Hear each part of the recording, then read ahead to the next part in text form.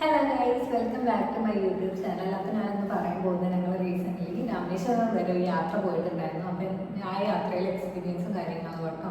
അപ്പം ഞങ്ങൾ പോകുന്നത് ജൂൺ 13-ാം തീയതിയാണ് ഇവിടുന്ന് പോകുന്നത്. തിരിച്ചു വന്നത് ജൂൺ 17-ാം തീയതി. അപ്പം ജൂൺ 13-ന് പോയത് ഞങ്ങൾ മാംഗ്ലൂർ സെൻട്രൽ ടു രാമേശ്വരം ട്രെയിനിലായിരുന്നു. തിരൂരിൽ നിന്നാണ് ഞങ്ങൾ കയറിയത്. രാത്രി ഏകദേശം ഒരു 11:15 ആയപ്പോഴായിരുന്നു ട്രെയിൻ വന്നിട്ടുണ്ടായിരുന്നത്. അവിടെ രാമേശ്വരത്ത് എത്തിയത് പിന്നെ 14-ാം തീയതി ഒരു 10:50 ആയപ്പോഴാണ് കേട്ടോ. ഞാൻ ആക്ച്വലി രാമേശ്വരം എന്നുള്ള യാത്ര പോകാൻ വേണ്ടിയിട്ട് കുറേ നാൾ മുന്നേ ടിക്കറ്റ് നോക്കുന്നുണ്ടായിരുന്നു. അങ്ങനെ ഏകദേശം 2 മാസം മുന്നേ നോക്കിയപ്പോഴാണ് ഞങ്ങൾക്ക് ടിക്കറ്റ് എല്ലാം അവൈലബിൾ ആയിട്ടുണ്ടായി. ആ ടൈമിൽ ഞാൻ ബുക്ക് ചെയ്തു. നിങ്ങൾക്കിപ്പോൾ യാത്ര പോകണമെന്ന് ആഗ്രഹം ഉണ്ടെന്നുണ്ടെങ്കിൽ നിങ്ങൾ നേരത്തെ തന്നെ ടിക്കറ്റ് നോക്കി തുടങ്ങിക്കോളുക. ഇല്ലെങ്കിൽ ടിക്കറ്റ് ഒന്നും കിട്ടാൻ പോകുന്നില്ല.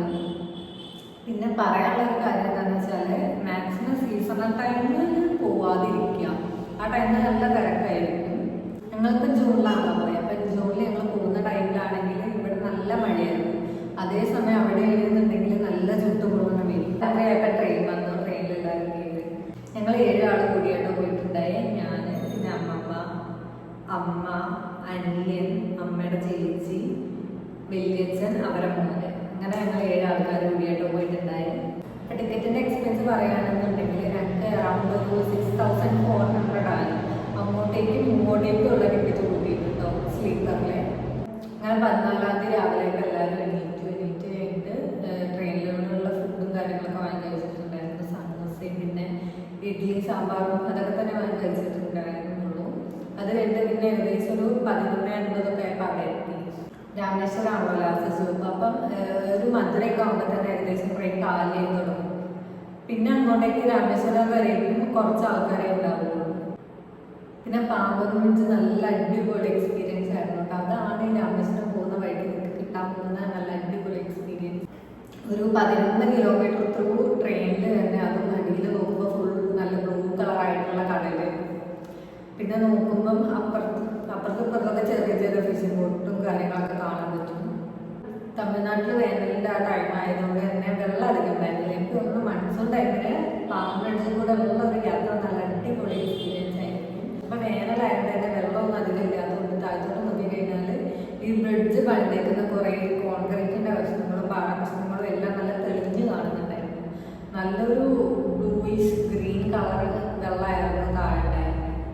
അങ്ങനെ ഏകദേശം ഒരു 10:50, 11 ആയപ്പോൾ ഞങ്ങൾ രാമേശ്വരത്ത് എത്തി. രാമേശ്വരമായിരുന്നല്ലോ ലാസ്റ്റ്. അങ്ങനെ രാമേശ്വരത്ത് എത്തി. അത് കഴിഞ്ഞ് പിന്നുള്ള പരിപാടി എന്താണെന്ന് വെച്ചാൽ നേരെ റൂമിലേക്ക് ആയിരുന്നു. അപ്പോൾ റൂം ഞാൻ ബുക്ക് ചെയ്തിട്ടുണ്ടായിരുന്നത് ധർമ്മശാലയിലാണ്. ധർമ്മശാല എന്താണെന്ന് വെച്ചാൽ ഇപ്പം ഇങ്ങനെയുള്ള വലിയ വലിയ അമ്പലങ്ങളില്ല, അതിൻ്റെ സൈഡിലായിട്ട് ഉള്ള താമസിക്കാൻ പറ്റിയ റൂമും പിന്നെ ഫുഡും കാര്യങ്ങളൊക്കെ കൊടുക്കാൻ പറ്റിയ ശാലകൾക്കുമാണ് ധർമ്മശാല എന്ന് പറയുന്നത്. ധർമ്മശാലയിൽ മഹേശ്വരി നിവാസ് ബിൽഡിംഗ് 2 ആണ് ഞങ്ങൾ ബുക്ക് ചെയ്തിട്ടുണ്ടായിരുന്നത്. ബിൽഡിംഗ് 1 എന്ന് പറയുന്നത് സൗത്ത് എൻട്രൻസിൻ്റെ നേരെ ഓപ്പോസിറ്റ് ആയിട്ടാണ്.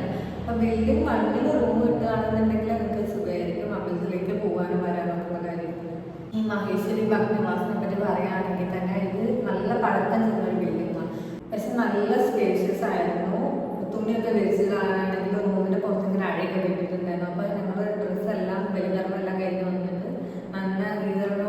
തന്നെ വന്ന ഡ്രസ്സെല്ലാം ഞങ്ങൾ പുറത്ത് വിരിച്ചിട്ടൊക്കെ ചെയ്തിട്ട് ഞാൻ റൂം കുറേ നോക്കിയിട്ടാണ് എനിക്ക് ധർമ്മശാലയിൽ എനിക്കാണെന്നുണ്ടെങ്കിൽ യാതൊരു ഐഡിയ ഉണ്ടായിരുന്നില്ല ഇങ്ങനെ റൂം ബുക്ക് ചെയ്യണം എന്നുള്ള കാര്യത്തിൽ.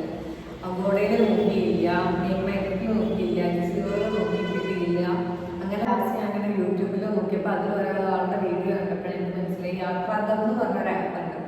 ആ യാത്രാദം ത്രൂ ആണ് എനിക്ക് റൂം കിട്ടിയത്. യാത്രാദം എന്ന് പറയുന്ന ആപ്പിൽ എന്താണെന്ന് വെച്ചാൽ ഇങ്ങനെയുള്ള വലിയ വലിയ അമ്പലങ്ങളുടെ അടുത്തുള്ള റൂംസും കാര്യങ്ങളെല്ലാം ഇതിൽ കാണിക്കും. അപ്പോൾ അത് ത്രൂ ബുക്ക് ചെയ്യുന്നതായിരിക്കും നിങ്ങൾക്ക് ഏറ്റവും നല്ലത്.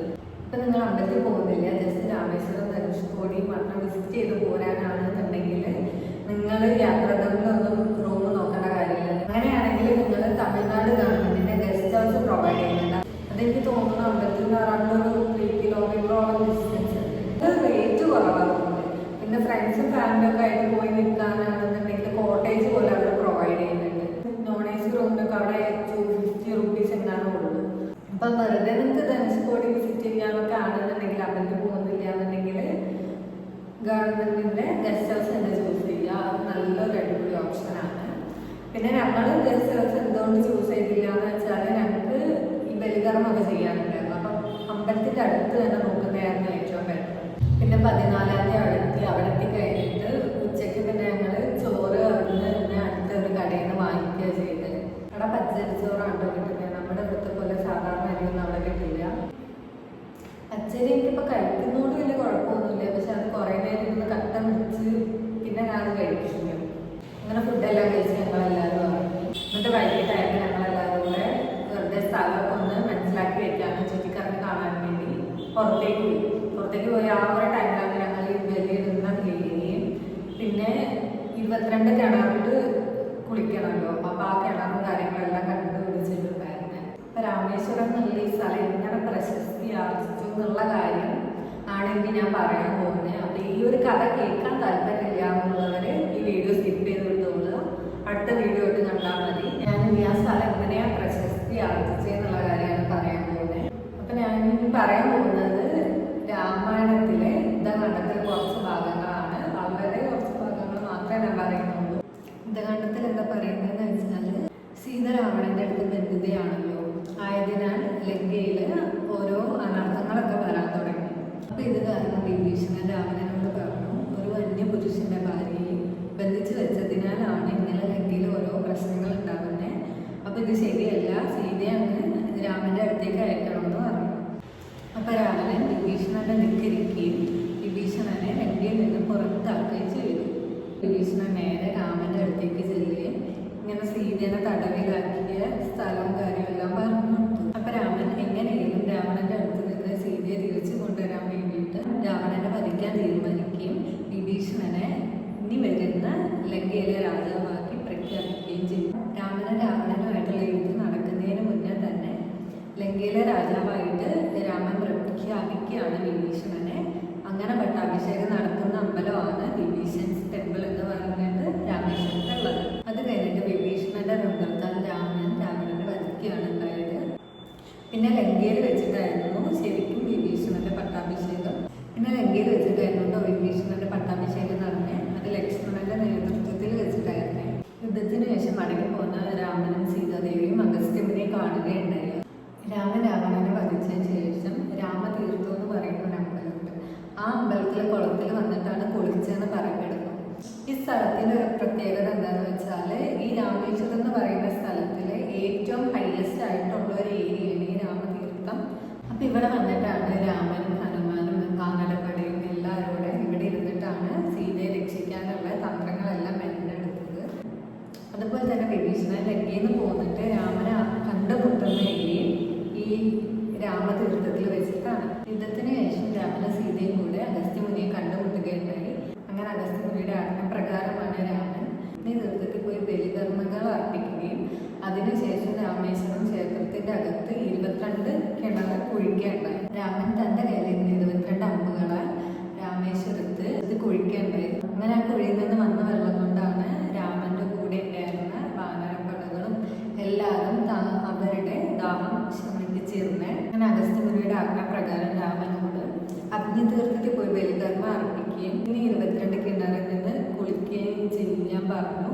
അതിനുശേഷം കൈലാസത്തിൽ നിന്ന് കൊണ്ടുവന്ന ശിവലിംഗം ഇവിടെ സ്ഥാപിക്കണമെന്ന് പറഞ്ഞു. അങ്ങനെ ശിവലിംഗം സ്ഥാപിക്കാൻ വേണ്ടി രാമൻ ഹനുമാനെ കൈലാസത്തിലേക്ക് പറഞ്ഞു വിടുകയും ഹനുമാൻ എത്താൻ വൈകിയതുകൊണ്ട് അപ്പോഴേക്ക് ഈ പൂജാകർമ്മങ്ങളെല്ലാം തുടങ്ങിയിട്ടുണ്ടായിരുന്നു. രാമന്റെ പാപമോക്ഷത്തിന് വേണ്ടിയിട്ടുള്ള പൂജാകർമ്മങ്ങളെല്ലാം ചെയ്തു തുടങ്ങിയിട്ടുണ്ടായിരുന്നു. ഇപ്പൊ പൂജ മുഹൂർത്തം തീരാറായതുകൊണ്ട് തന്നെ സീതാദേവി കടൽ തീരത്ത് നിന്ന് മണൽ കൊണ്ട് ഒരു ശിവലിംഗം നിർമ്മിക്കുകയാണ് ചെയ്തത്.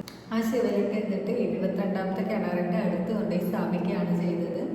അങ്ങനെ ഹനുമാൻ ആ കൈലാസത്തിൽ നിന്നുള്ള ശിവലിംഗം കൊണ്ട് തിരിച്ചു വരുമ്പോൾ കാണുന്നത് എന്താണെന്ന് വെച്ചാൽ പൂജ നടന്നുകൊണ്ടിരിക്കുന്ന കാഴ്ചയാണ് കാണുന്നത്.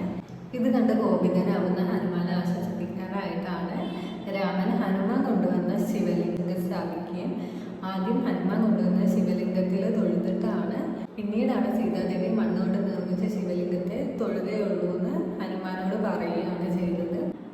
രാമൻ നിർമ്മിച്ച ശിവലിംഗത്തിന് രാമലിംഗമെന്നും ഹനുമാൻ കൈലാസത്തിൽ നിന്ന് കൊണ്ടുവന്ന ശിവലിംഗത്തിന് വിശ്വലിംഗം എന്നാണ് പറയപ്പെടുന്നത്. ഈ ഐതിഹ്യത്തിന്റെ ഭാഗമായിട്ടാണ് മരിച്ചു പോയവരുടെ വീട്ടുകാരെ അഗ്നിതീർത്ഥത്തിൽ വന്ന് ബലികർമ്മം അർപ്പിക്കുകയും പിന്നെ അതിനുശേഷം പാപമോക്ഷത്തിനായിട്ട് രാമേശ്വരം അമ്പലത്തിൻ്റെ അകത്തുള്ള 22 കിണറിൽ സ്നാനം ചെയ്യുകയും അതിനുശേഷമാണ് അവർ പിന്നീട് ശിവലിംഗം ദർശിക്കുകയും ചെയ്യുന്നത്. അപ്പോൾ അത്രയൊക്കെ ഉള്ളൂ ഇന്നത്തെ വീഡിയോയിൽ. Thank you.